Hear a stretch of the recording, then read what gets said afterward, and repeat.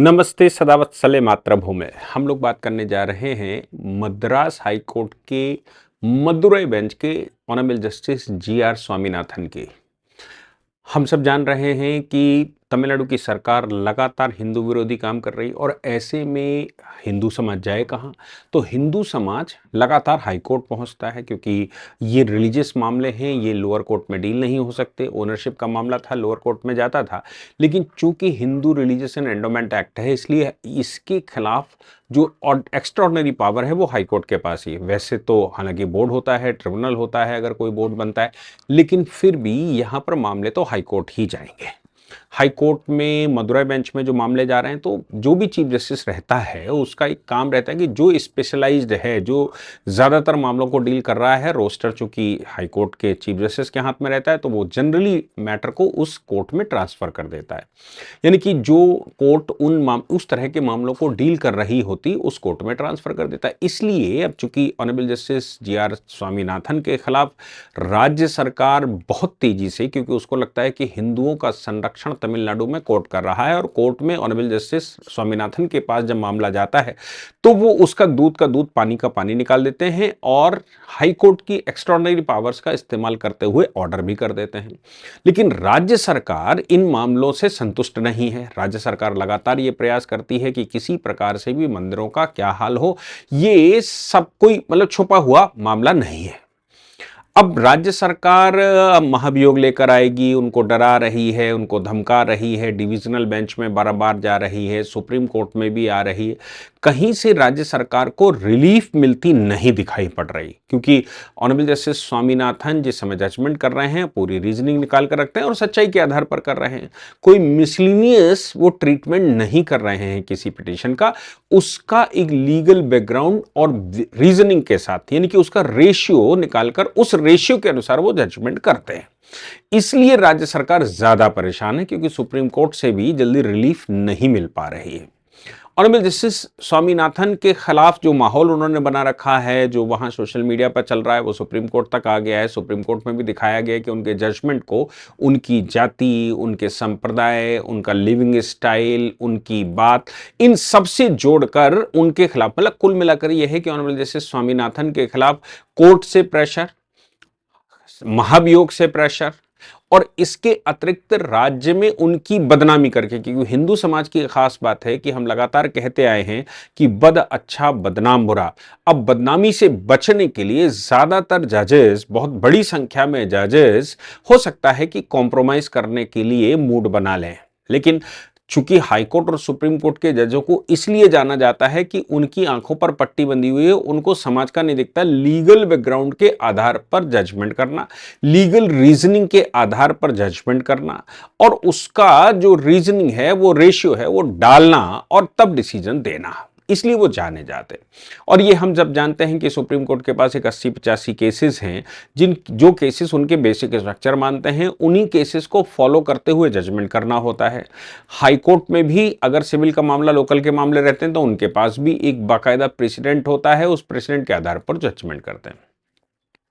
अब राज्य सरकार को लगता है कि वो उनके खिलाफ हैं, लेकिन उनके पास मामले ही आ रहे हैं और सामान्यतः हाई कोर्ट के पास जो रेगुलर अपीलें हैं उनको छोड़कर रिट के मामले तो राज्य के खिलाफ ही आते हैं, क्योंकि फंडामेंटल राइट किसी भी व्यक्ति का सुप्रीम कोर्ट और हाई कोर्ट में ही संरक्षित होता है। फंडामेंटल राइट के मामले में कहीं और मुकदमा हो नहीं सकता। दूसरी ये बात भी है कि फंडामेंटल राइट का संरक्षक हाई कोर्ट रहता है और फंडामेंटल राइट राज्य के खिलाफ ही आते हैं। अब राज्य की परिभाषा में आर्टिकल 12 में जो राज्य की परिभाषा दे रखी है, उसमें पार्लियामेंट को, उसमें केंद्र सरकार को, उसमें राज्य सरकार को, राज्य की विधान परिषद, विधानसभा को और इसके अतिरिक्त लोकल बॉडीज को, इन सबको, लोकल बॉडीज में नगर महापालिका की बात हम कर लें या फिर पंचायत की बात कर लें, तो लोकल बॉडीज ये सब सरकार कहलाती है और गवर्नमेंट तो होती, एग्जीक्यूटिव बॉडी तो होती, ये सब सरकार, इनके खिलाफ ही जब भी मामला आएगा तो इनके खिलाफ ही आएगा, फंडामेंटल राइट का मामला आएगा तो इनके खिलाफ आएगा और हाई कोर्ट उसका संरक्षक होता है, इसलिए हाई कोर्ट में ही मामले लगते हैं। और जैसा मैंने पहले कहा कि चीफ जस्टिस मास्टर रोस्टर होता है, वो जनरली उन जजों के पास ट्रांसफर करता है जो उनको कड़ाई से डील कर रहे होते हैं और उन जजेस के पास ट्रांसफर करता है जो इसके स्पेशलिस्ट होते हैं, यानी कि जिनके पास ज्यादातर इसी तरह के मामले लगे, ताकि कोर्ट का टाइम भी बचे और कोर्ट को करने में आसानी हो जाए। ऑनरेबल जस्टिस स्वामीनाथन के पास एक और मामला आया जिसमें उन्होंने प्रॉफिट मोहम्मद की एक हदीस को वहां कोड कर दिया, लिख दिया बाकायदा। मतलब जजमेंट में प्रॉफिट मोहम्मद की हदीस को लिखा गया है। अब सवाल यह पैदा होता है कि प्रॉफिट मोहम्मद की हदीस को अगर लिख दिया गया है, जजमेंट में लिख दिया गया है, तो भाई मामला विशेष बनता है। केस का नाम है P Thirumalai versus the Madurai city municipal corporation, represented by it's commissioner Madurai. अब ये कोर्ट के पास मामला है, आर्टिकल 226 का रिट का मामला आया। और है क्या इस मामले में? पिटिशनर ने प्रे किया है, उसने आग्रह किया है रिट पिटीशन रिट में सरसिरुरी की और मैंडमस रिट इशू की जाए, यानी कि उनके खिलाफ रिट इशू की जाए। और मैंडमस का मतलब परमादेश दिया जाए राज्य सरकार को कि उनका जो पेमेंट वहां पर बाकी है 2008 से लेकर 2008 से उनका जो पेमेंट बाकी है 13,05,770 रुपया 18% जीएसटी के साथ, 18% जीएसटी के साथ, और इसके अतिरिक्त इस पर जो इंटरेस्ट बनता है उस इंटरेस्ट के साथ उनका पेमेंट कर दिया जाएगा। अब ये जो साहब, ये जो पिटिशनर हैं थिरुमलाई, ये एक एडवोकेट हैं और ये रिप्रेजेंट करते हैं म्युनिसिपल कॉर्पोरेशन को। अब म्युनिसिपल कॉर्पोरेशन को रिप्रेजेंट करते हुए इनके पास सबसे खास बात यह है कि जो नई सरकार बैठी वो इनके 10 साल के पेमेंट, 10 साल में 14 लाख कुछ रुपया का उनका वो आया, क्लेम आया। और वो 14 लाख रुपए के क्लेम में 1 लाख रुपया राज्य सरकार ने पेमेंट किया और 13 लाख रुपए उनको नहीं दिए। 14 वर्ष के काम का पैसा था। अब कोई गरीब आदमी, कोई वकील 14 साल किसी राज्य को, किसी म्युनिसिपल कॉर्पोरेशन को रिप्रेजेंट करे और उसकी पेमेंट ना मिले, उसकी फीस ना मिले, तो उसके पास कोई सहारा नहीं बचता है। राज्य सरकार का कहना यह है कि वो सर्टिफाइड कॉपी नहीं देते, सर्टिफाइड कॉपी दें तो हम एक बार सोचते हैं। तो कोर्ट ने पूछा कि भाई सर्टिफाइड कॉपी क्यों नहीं जमा करते? तो उन्होंने कहा सब सर्टिफाइड कॉपी अगर मैं मांगने जाता हूं तो हमारे यहां क्लर्क 750 रुपया पर सर्टिफाइड कॉपी मांगते हैं। अब हमारे पास इतने केसेस हैं इनका और मेरे पास पैसे हैं नहीं, मैं कहां से निकाल कर दूं, कैसे निकाल कर दूं? राज्य सरकार उस पर एक्शन नहीं लेती, राज्य सरकार वो करती नहीं। ऑनरेबल हाई कोर्ट ने कहा कि भाई ये तो बड़ी खराब बात है। हालांकि हाई कोर्ट ने लीगल सर्विसेज अथॉरिटी को ऑर्डर कर दिया, लीगल सर्विसेज अथॉरिटी से कहा कि जो रेफरेंसेस उन्होंने दिए हुए हैं, एफिडेविट पर रेफरेंसेस दिए हुए हैं, इन रेफरेंसेस के आधार पर इनका पेमेंट निकाला, इनको क्रॉस वेरीफाई किया जाए और इनका पेमेंट निकाला जाए। साथ में ये कहा कि लीगल सर्विसेज अथॉरिटी को ये ही पैसा ले ले और जो भी इनके ऊपर ड्यूज हों उन ड्यूज को काटकर इनको पेमेंट कर दिया जाए, और ऐसा ऑर्डर कर दिया। ये ऑर्डर कोई सामान्य, मतलब कोई असामान्य बात नहीं कि 14 वर्ष उन्होंने काम किया, 1992 से लेकर 2006 तक का उनका पेमेंट है और ये वो सब लिख दिया जो कुछ लिखना था मदुरई सिटी म्युनिसिपल कॉर्पोरेशन के मामले में। लेकिन मामला तब आया जब हाई कोर्ट ने कहा कि भाई प्रॉफिट मोहम्मद की एक हदीस है और उसके अलावा ये इतने में मामला नहीं सलटा। उन्होंने फिर और राज्य सरकार के करप्शन के मामले खोले। राज्य सरकार के द्वारा जो वकालत के तंत्र में पैसा लगाया जा रहा है, जिसको लेकर लगातार प्रश्न यहां दिल्ली में भी उठ रहे थे, और दिल्ली में प्रश्न ये उठ रहे थे कि केजरीवाल के ये जो करप्शन के केसेस हैं इनका खर्चा कौन उठा रहा है। करप्शन के करोड़ों रुपया बड़े बड़े सीनियर, आजकल तो वो सीनियर एडवोकेट अरविंद केजरीवाल के लिए खड़े नहीं होते, लेकिन उस समय अरविंद केजरीवाल मुख्यमंत्री हुआ करते थे और राज्य पैसे देता था, यानी कि दिल्ली के खजाने से पैसे दिए जाते थे। और बड़े बड़े सीनियर एडवोकेट 4-4, 5-5, जिनकी एक एक हियरिंग की फीस 30-30, 40-40 लाख रुपया होती है, वो कई कई हियरिंग में खड़े होते थे और दिन दिन भर बहसें करते थे। आखिर ये करोड़ों रुपया करप्शन के केस में देता कौन है? ये जो पूरा प्रकरण है ये मदुरई हाई कोर्ट ने, यानी कि ऑनरेबल जस्टिस स्वामीनाथन ने राज्य सरकार के काले कारनामे, राज्य सरकार के जो करतूते हैं उन करतूतों को बाहर निकाल कर रखा और जजमेंट में लिख दिया। प्रॉफिट मोहम्मद की जो इन्होंने वो दी है वो उसमें मतलब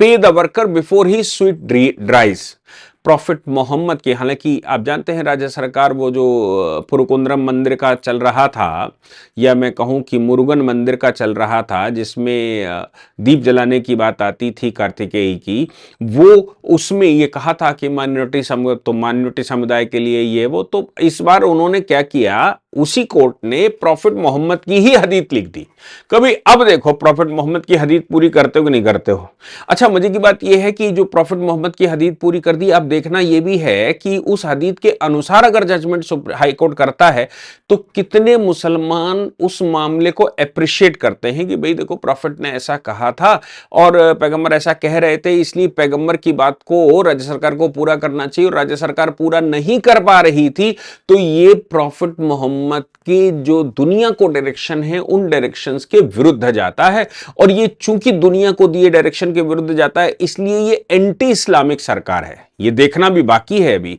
कि देश के कितने मुसलमान उस विषय पर क्रिटिसाइज करते हैं, क्योंकि प्रॉफिट ने कहा कि मजदूर का पैसा उसका पसीना सूखने से पहले मिल जाना चाहिए। ये उनकी हदीस कोट की है बाकायदा कि मजदूर का पैसा या मजदूर को पैसा उसका पसीना सूखने से पहले दे देना चाहिए, अगर आप इस्लाम को फॉलो करते हैं तो। देखना यह भी है कि देश में कितने मुसलमान ऐसा करते हैं, देखना यह भी है कि देश में मुसलमानों का प्रॉफिट पर कितना विश्वास है, वो कितने बाकियों के, हालांकि उनके पास एक्सेप्शन ये रहता है कि भैया हिंदू तो काफिर है, काफिर के पैसा रोक लेते हैं तो इसमें ये हदीस नहीं लगेगी, ये हदीस तो केवल मुसलमानों के ऊपर। ऐसी बहुत सारी चीजें अभी बाद में निकल कर आ सकती हैं, लेकिन फिलहाल अगर वो आज हिंदुस्तान मेजोरिटी हिंदू है तो इस आधार पर लोग कहते हैं कि नहीं नहीं वो तो जो तमाम तरह के जिहाद की बातें की हैं, वो इंटरनल जिहाद की बात कही है, वो अपने से जिहाद की बात कही गई है, वो हिंदुओं के लिए नहीं कही गई, ऐसा तो फिर हम ये भी मान के चलें कि जो हदीस ऑनरेबल कोर्ट ने कोट की है वो हदीस के अनुसार वो सब पर लागू होगी, और मुसलमान पुरजोर तरीके से इस ऑर्डर के साथ खड़ा दिखाई पड़ेगा, ऑनरेबल जस्टिस स्वामीनाथन के साथ खड़ा दिखाई पड़ेगा, ये उम्मीद की जानी चाहिए। हालांकि इसमें कोर्ट ने यह आदेश कर दिया, बात खत्म हो गई, लेकिन कोर्ट ने जो आगे कहा वो समझने लायक है, और वो मुझे लगता है कि ज्यादा इंपॉर्टेंट है। आगे कोर्ट ने कहा कि भाई जब हमने प्रैक्टिस शुरू की थी तब उस समय कोर्ट ने कहा जब हमने प्रैक्टिस शुरू की, आखिरी पैराग्राफ में ये सब दे रखा है, जब हमने प्रैक्टिस शुरू करी थी तब उस समय एक एडवोकेट जनरल हुआ करता था, और एक एडवोकेट जनरल के होते हुए बड़ा समस्याएं हुआ करती थी, तो बाद में ये हुआ कि भाई एडिशनल एडवोकेट जनरल प्रेजेंट होने चाहिए जो राज्य के खिलाफ बड़े मामले हैं, जो रेट के बड़े मामले हैं। फिर उन्होंने एक डिविजनल बेंच का ऑर्डर भी कोट किया। डिविजनल बेंच ने उन्हीं की अदालत में उन्हीं मतलब मदुरई बेंच में ही या मद्रास हाई कोर्ट की एक डिविजनल बेंच का आदेश ये कहा था कि हर मामले में एडिशनल एडवोकेट जनरल प्रेजेंट नहीं होना चाहिए। ऑनरेबल जस्टिस स्वामी नारायण नाम था उनका, क्या था ऐसा कुछ इस ऑर्डर में लिखा है उन्होंने कि भाई वो नहीं होना चाहिए कि आप हर मामले में छोटा से छोटा मामला हो और आप खड़ा कर देते हैं एडिशनल एडवोकेट जनरल को। अब सवाल ये भी पैदा होता है कि राज्य सरकार ने 2 दर्जन अगर एडिशनल एडवोकेट जनरल बना रखे, जहां एक एडवोकेट जनरल होता था वहां एडिशनल एडवोकेट जनरल 2 दर्जन बना रखे हों, तो फिर भाई 2 दर्जन एडवोकेट एडिशनल एडवोकेट जनरल बना रखे तो प्रेजेंट कौन करेगा? एडिशनल एडवोकेट जनरल को लेकर ये जो डिविजनल बेंच है उसने इस तरह का आदेश इसलिए किया था, जहां तक मैं समझता हूं, honourable justice S M Subramaniam ने आदेश किया था कि भाई हर मामले में एडिशनल एडवोकेट जनरल के प्रेजेंट होने की जरूरत नहीं है। ये डिविजनल बेंच का ऑर्डर था। अब ऑनरेबल जस्टिस स्वामीनाथन ने कहा कि भाई जो मामला सस्ते वकील कर सकते हैं उनको उस मामले में एडिशनल एडवोकेट जनरल खड़ा करके 4-4 लाख रुपए फीस, एक यूनिवर्सिटी का उन्होंने हवाला दिया और कहा कि यूनिवर्सिटी के पास अपने फंड नहीं है सैलरी देने के लिए। और जिस यूनिवर्सिटी, ये मदुरई यूनिवर्सिटी का ही मामला है, मदुरई कामराजर यूनिवर्सिटी, उन्होंने कहा कि भाई ये फाइनेंशियल डिसऑर्डर से यूनिवर्सिटी बह रही है, अपने पूर्व कर्मचारियों को सैलरी नहीं दे पा रही, अपने यहां कर्मचारियों की सैलरी नहीं दे पा रही, पेंशन नहीं दे पा रही, और इस यूनिवर्सिटी के जरा जरा से मामले को प्रेजेंट करने के लिए सीनियर एडवोकेट सीनियर काउंसिल खड़ा किए जाते हैं, और सीनियर काउंसिल के लिए एक एक अपीयरेंस में 4-4, 6-6 लाख रुपए दिए जाते हैं। ये जो जो जो प्रैक्टिस है मद्रास की या तमिलनाडु की, इस प्रैक्टिस से आप अरबों रुपया राज्य के खजाने का ऐवे बांट रहे हैं, अपने लोगों को बांट रहे हैं, बड़े बड़े वकीलों पर खर्च कर रहे हैं। छोटे छोटे मामले होते हैं, मालूम पड़ा मामला है 20,000 रुपए का और उस पर वकीलों को चले गए 20 लाख रुपए। 20,000 दे देते तो शायद उतने में छूट जाते, लेकिन आपने सीनियर एडवोकेट्स खड़े किए और उन सीनियर एडवोकेट्स को एक एक यूनिवर्सिटी, महानगर महापालिका और छोटे छोटे मामलों में आज की तारीख में आप advocate general, additional advocate general या सीनियर काउंसिल खड़े करते हैं, जिनकी फीसें 4-4, 5-5 लाख रुपए पर अपीयरेंस होती है। फिर उन्होंने ये भी कहा कि मामले में ऑर्डर होता नहीं है, बहस होती नहीं, लेकिन उनकी अपीयरेंस दिखा दी जाती है कि भाई सीनियर काउंसिल अपीयर हुए थे लेकिन एडजॉर्न हो गया मामला। अब सीनियर काउंसिल अपीयर हुए थे तो इस बात का उनको 4-5 लाख रुपया जो उनका बनता है, अगर किसी भी मामले में राज्य के खिलाफ 10 किसी भी मामले में 10 एडजर्नमेंट हो गए, किसी कारण से हुए हो, अपोजिशन नहीं आया, जज साहब नहीं आए, वकील साहब ने टाइम मांग लिया, एफिडेविट फाइल करने का टाइम मान लिया, नोटिस इशू करने, कुछ भी, अगर वो 10 बार एडजर्नमेंट लग गया और वकील साहब ने 4 लाख रुपए फीस ली थी सिर्फ अपीयर होने के, अपीयरेंस स्लिप उनकी चली गई, तो उन्होंने डिमांड डाल दी, 40 लाख रुपए तो सीनियर काउंसिल का पेमेंट हो गया। मामला बहुत छोटा सा था। और फिर जो रेगुलर वकील आपने लगा रखे थे, जो आपके पास गवर्नमेंट एडवोकेट थे, एडिशनल गवर्नमेंट एडवोकेट थे या फिर स्टैंडिंग काउंसिल थे, उनकी फीसेस जो आप देते हैं वो अलग। ये जो सीनियर काउंसिल्स को ऑबलाइज करने का है या इतने सारे एडिशनल एडवोकेट जनरल को खड़े करने का मामला है, अब समय है कि इस पर एक जांच होनी चाहिए। अब समय है कि राज्य सरकार के इस तरह के खर्चों को कैसे बैलेंस किया जाए, ये राज्य सरकार को विचार करना चाहिए। हालांकि उन्होंने ऑर्डर में लिखा कि भाई इलाहाबाद हाई कोर्ट या मध्य प्रदेश हाई कोर्ट लगातार ये कह चुका है कि काउंसिल प्रेजेंट करना राज्य सरकार का राइट बनता है और राज्य सरकार किसको प्रेजेंट करना चाहती है, कितने एडवोकेट्स काउंसिल खड़ा करना चाहती है, इस पर कोर्ट कोई इन्वेस्टिगेशन नहीं कर सकता या कोर्ट कोई टिप्पणी नहीं कर सकता। तो मैं भी टिप्पणी तो नहीं कर सकता, मतलब इस पर कोई ऑर्डर तो नहीं कर सकता, लेकिन समय यह आ गया है कि इस पर जांच जरूर होनी चाहिए। राज्य सरकारें इतने सारे पैसे खर्च करती हैं, क्या वो उद्देश्य क्या है और क्यों ऑबलाइज करते हैं? आप जिन मामलों में आपका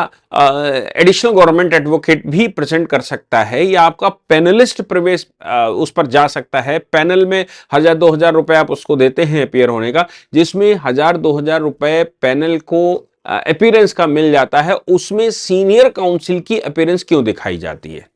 उसमें एडिशनल एडवोकेट जनरल की अपीयरेंस क्यों दिखाई जाती है? उसमें एडवोकेट जनरल की अपीयरेंस क्यों दिखाई जाती है? आपने 2 दर्जन के लगभग या जो भी संख्या उन्होंने बताई, मैं जहां तक याद है 2 दर्जन का बात कही थी, आपने इतने सारे एडिशनल एडवोकेट जनरल राज्य में खड़े करके रखे हैं या उनका अपॉइंटमेंट कर कर, उनको सबको काम मिलेगा कि नहीं?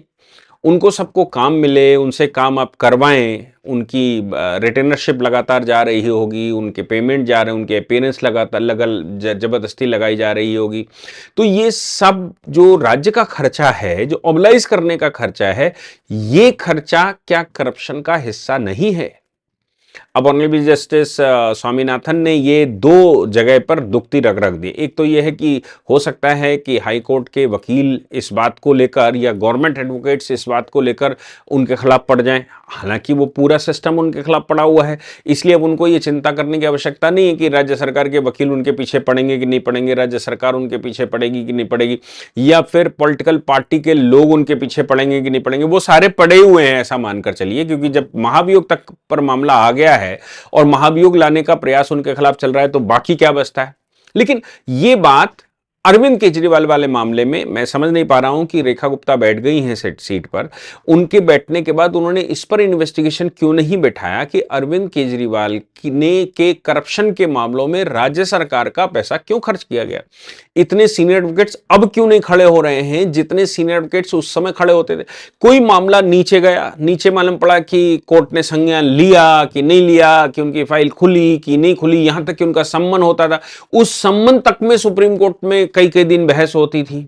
उनके एक एक मंत्री के खिलाफ सम्मन होता था तो उस पर सुप्रीम कोर्ट में कई कई दिन बहस होती थी कि मतलब ट्रायल कोर्ट में, कॉग्निजेंस टेकिंग कोर्ट में चला, फिर उसके बाद उसका रिवीजन फाइल कर दिया डिस्ट्रिक्ट कोर्ट में, फिर हाई कोर्ट चले आए, फिर सुप्रीम कोर्ट चले आए, फिर सुप्रीम कोर्ट में कई दिन चला। इतने सारे वकील जो सीनियर एडवोकेट जिनकी फीस एक अपीयरेंस की 30 लाख से 50 लाख रुपया है, उनकी अपीयरेंस की जरूरत थी क्या, या फिर राज्य के भार पर अरविंद केजरीवाल या कोई भी मुख्यमंत्री राज्य के भार पर करप्शन के मामलों में क्यों राज्य का भार उस पर डाला जाए, राज्य पर क्यों भार डाला जाए इतने बड़े वकीलों को लेकर, जबकि करप्शन का तो उनका पर्सनल मामला है। राज्य में जो सरकार AR अंतुले वर्सेस RS नायक के जजमेंट के अनुसार राज्य में सरकार के लिए सिर्फ उतनी रिस्पॉन्सिबिलिटी सरकार की बनती है या राज्य की बनती है जितना जिस उद्देश्य के लिए आपको बिठाया गया उतना काम करते हैं, वहां वैकेरियस लायबिलिटी बनती है। लेकिन आपको जब बिठाया गया था तो करप्शन करने के लिए तो नहीं बिठाया गया था, किसी भी सरकार को बनाने का ऑब्जेक्ट करप्शन तो नहीं है। लेकिन अगर वो सरकार करप्शन करती है तो तब भी उसको राज्य का प्रोटेक्शन है। तो RS नायक अंतुले के मामले में तो सुप्रीम कोर्ट ने कहा था नहीं है, और लगातार सुप्रीम कोर्ट इन मामलों में कह रहा है कि इन मामलों में जो राज्य के करप्शन के मामले हैं उसमें संरक्षण नहीं है। अब राज्य के करप्शन के मामले में अगर प्रोसिक्यूशन सैंक्शन का संरक्षण नहीं है तो फिर क्या उस पर खर्च होने वाले धन पर राज्य पर भार डाला जा सकता है? स्टेट के खजाने से जो पब्लिक का पैसा होने, जैसे स्वामीनाथन ने कहा कि भाई सोचना यह पड़ेगा कि राज्य सरकार जो बनती है वो पब्लिक के पैसे से बनती है, राज्य सरकार जो चलती है वो पब्लिक के पैसे, राज्य सरकार कोई राजा नहीं है जो मर्जी हो वो करेगा, पब्लिक के पैसे से चलती है। पब्लिक का पैसा क्या दुरुपयोग किया जा सकता है, इस स्तर पर बांटा जा सकता है कि आपकी अपनी पर्सनल मंशाओं को पूरा करने के लिए या फिर इन्हीं तरह के मामलों को डील करने के लिए इतना पैसा खर्च किया जाए। अब उन्होंने आदेश तो कर दिया है कि भाई तत्काल इनका पेमेंट किया जाए और राज्य सरकार ये वो जो भी किया, लेकिन जो टिप्पणी है वो मुझे लगता है कि बहुत महत्वपूर्ण है और सभी राज्य सरकारों के खिलाफ ये लागू होती है। वो मुख्यमंत्री चाहे भारतीय जनता पार्टी से हो, कांग्रेस से हो या किसी पार्टी से हो, करप्शन के मामले तो खुद ही लड़ना चाहिए।